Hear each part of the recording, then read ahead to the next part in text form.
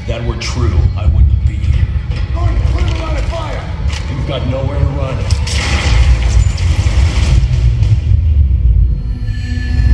Gotham's gonna burn! You need a new hobby.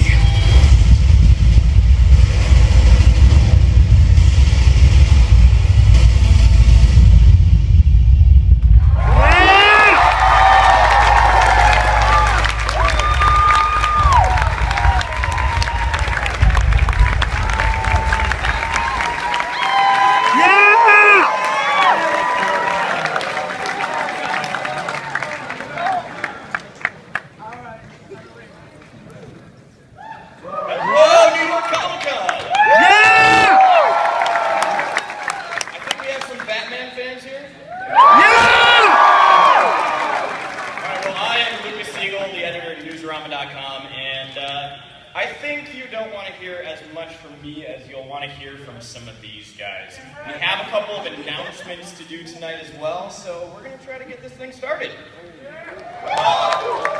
First up, creative director of this trailer that you just saw here of this game, Batman Arkham Origins, Eric Holmes.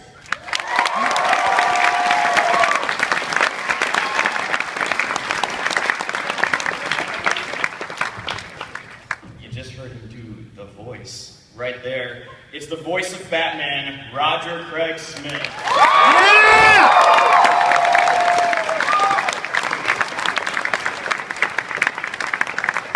Chances are if you have played a AAA video game this year, you've heard this next guy's voice a couple of times. The new voice of the Joker, Troy Baker. Yeah!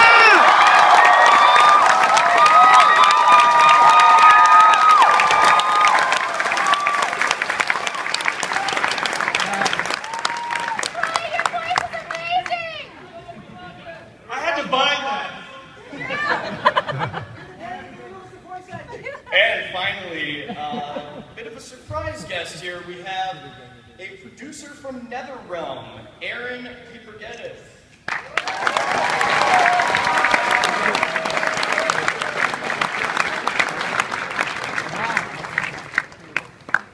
Aaron, why is NetherRealm here? Injustice! Well, we'll be able to hear him better with his mic. We need the Dark Knight costume!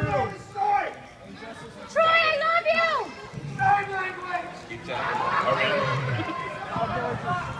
We're there. Oh, we're getting there. We're getting there. All right.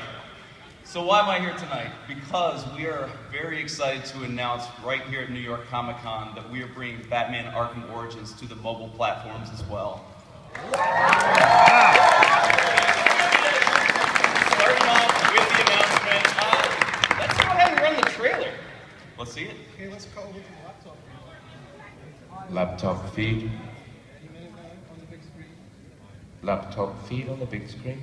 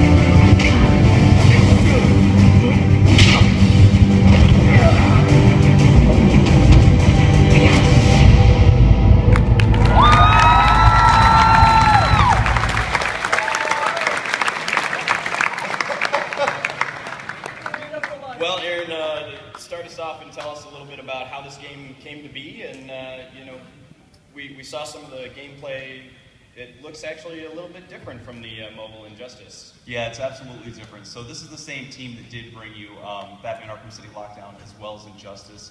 This was developed at NetherRealm Studios in Chicago, and essentially, I mean, when given the chance to work in this universe, you know, with this great game that has been developed by the Montreal studio, we jumped at the chance. I mean, who doesn't want to make a cool Batman game, right? So this is you're going to see very different gameplay though from some of our earlier games. I mean, this time around we've got some light RPG elements. Batman's got a ton of different abilities that you can level up over time, these sorts of things. And I mean, you guys saw all the different bat suits that are there as well. I take it there's some Batman Beyond fans here in the room. So the suits in our game are much more than just a visual aesthetic. These suits actually influence the gameplay. They have different boosts, different stats, these sorts of things. So as you're fighting crime in Gotham, you might need to switch to a different suit that fits that particular environment much better. So we're really excited to bring the game out. It's coming out very, very soon. And what platforms are we going to see this on?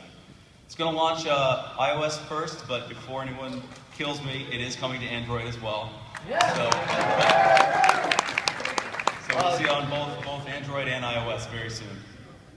What does this mobile game bring to the overall Arkham Origins experience? So the Origins experience, I mean, if you play the console, you're going to get this really cool storyline and everything. Our game is set in that universe, but it's much more of an arcade experience. So if you're on the go, you're commuting or whatnot, and you want some quick action, you can, you know, pull out your iPad, iPhone, whatever device you've got, and you know, get a quick little bit of action versus some of the really cool characters that you're going to see in the console version. I know one of the things that I love the most about the Injustice mobile game is that it links into the main console game. You can unlock things back and forth. Are we going to see that with this one as well? Absolutely. The cross-platform unlocks are going to make a return here. And for the players that have both versions, the mobile and the console, there's some actually really cool rewards. Anybody like Red Sun series, Red Sun Batman? So if you've got both versions of the game and you link them up, you can actually unlock a Red Sun Batman skin. And that's just the kind of the tip of the iceberg there. So there's a lot of different things you can unlock, all influencing gameplay in a very positive way. Very cool. Well, before we get to our other announcement, because remember we do have two, let's talk a little bit about the Batman Arkham Origins game experience here. Eric, I want to start with you and just kind of talk about, you inherited elements of the game, you inherited the game engine and assets from Rocksteady, who I think we all agree did an amazing job on the first game.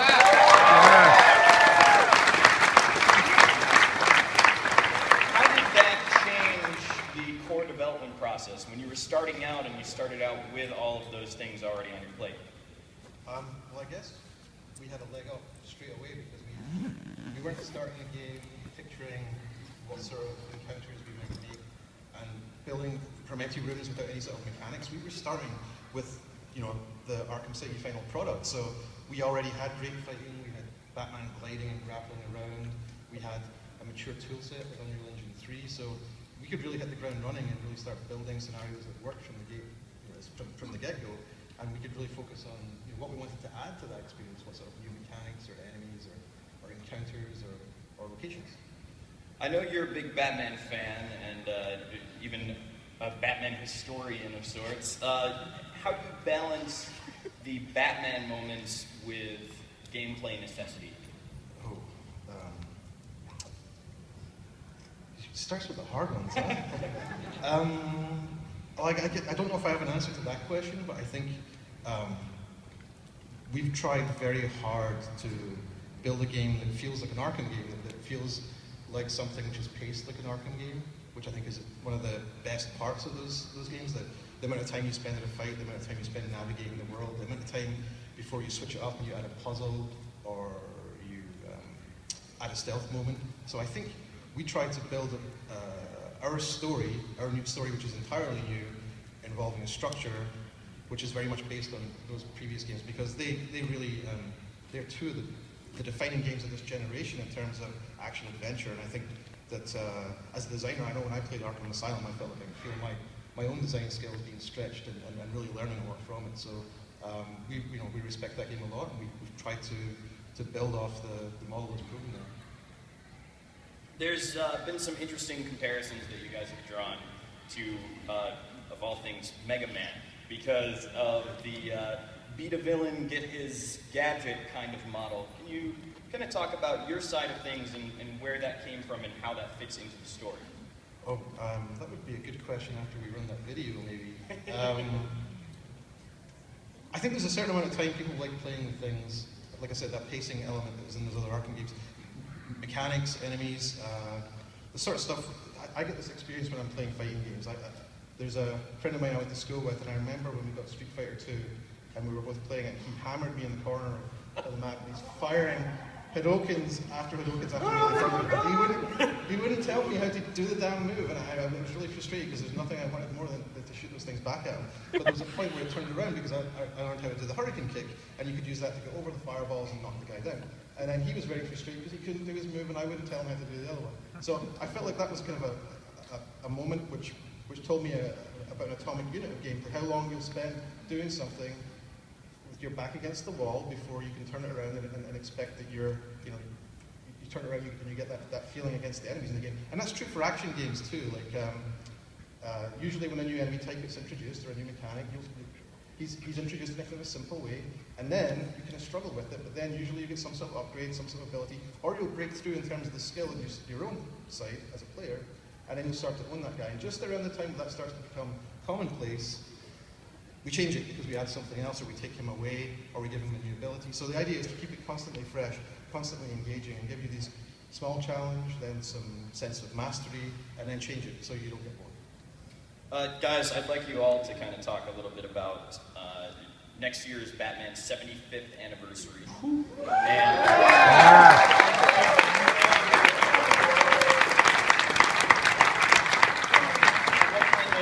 What kind of process do you go through when you're developing a character as an actor or as a writer when that character's already been around for 3/4 of a century?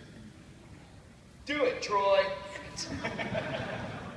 We've been talking about this a lot today because, obviously are we dealing with 75 years of a character's existence, but we're also dealing with the iterations that different actors have shown you what those characters look or sound like. And somebody asked me today, they said, what are you going to do different? What are you going to bring to this that no one has ever brought before? And I said, nothing. Absolutely nothing. Because if I for 1 second think that I can do something better than Cesar Romero, Jack Nicholson, Mark Hamill,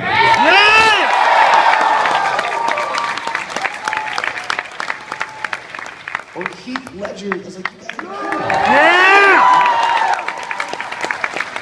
What each of those people have done for a generation, like for my dad, Cesar Romero was the Joker. For me growing up until I heard Mark Hamill in 1990 was Jack Nicholson as the Joker. So we've all seen these different sides of these characters, and all we want to do, everybody that's up here, you're right, we're tapping into a 3/4 of a century old franchise. It's one of the oldest institutions that we have in media. And all we want to do is pay homage to that, and we want to respect the reverence that this franchise has brought to people now 3 generations. And that's